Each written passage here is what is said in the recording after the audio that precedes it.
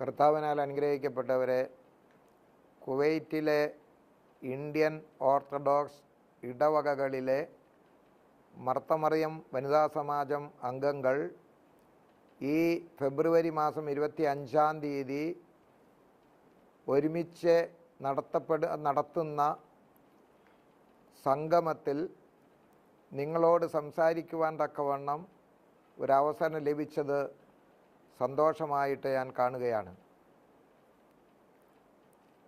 പ്രാർത്ഥന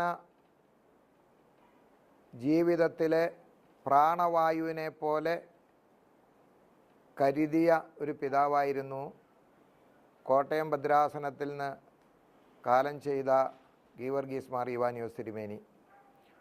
പ്രാർത്ഥനാ ജീവിതം പ്രായോഗികമായ ജീവിതത്തിലെ കൃത്യമായി പാലിച്ച് ദൈവികമായ ശക്തി ആർജിച്ച ഒരു പിതാവ്.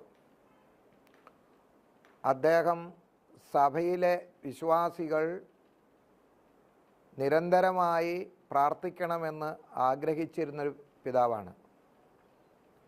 കൊന്ത നമസ്കാരം എന്ന പേരിൽ അറിയപ്പെടുന്നത് ജീസസ് പ്രയർ എന്ന പേരിലുള്ള പ്രാർത്ഥനയാണ്. ആ പ്രാർത്ഥന ആവർത്തിച്ച് ചൊല്ലുമ്പോൾ നമ്മുടെ മനസ്സും നമ്മുടെ ഹൃദയവും ചിന്തകളും ദൈവസന്നിധിയിലേക്ക് ഉയർത്തപ്പെടും എന്നുള്ളത് വസ്തുതയാണ്. കുറിയേലായിസോൻ അഥവാ ഞങ്ങളുടെ കർത്താവെ ഞങ്ങളോട് കരുണ ചെയ്യണമേ എന്ന് വളരെ ശാന്തമായി ഉരുവിടുമ്പോൾ അത് മനസ്സിന് വലിയ ഒരു ശക്തി ലഭിപ്പാൻ പര്യാപ്തമാണ്. നമ്മുടെ സ്ത്രീകൾ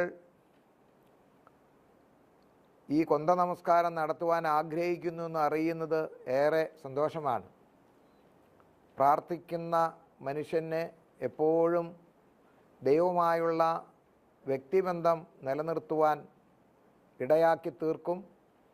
കർത്താവെ പാപിയായ എന്നോട് കരുണ ചെയ്യണമേ എന്നുള്ള വാചകം ആവർത്തിച്ച് ഉരുവിടുമ്പോൾ നമ്മുടെ മനസ്സ് കൂടുതൽ ദൈവീകരിക്കപ്പെടുകയാണ്. ലോക ചിന്തകളിൽ നിന്ന്, തിരക്കുകളിൽ നിന്ന് നാം വേറിട്ട് ദൈവവുമായി സംസർഗം ചെയ്യുവാൻ ഇപ്രകാരമുള്ള പ്രാർത്ഥനയുടെ ആവർത്തനം എപ്പോഴും സഹായിക്കും.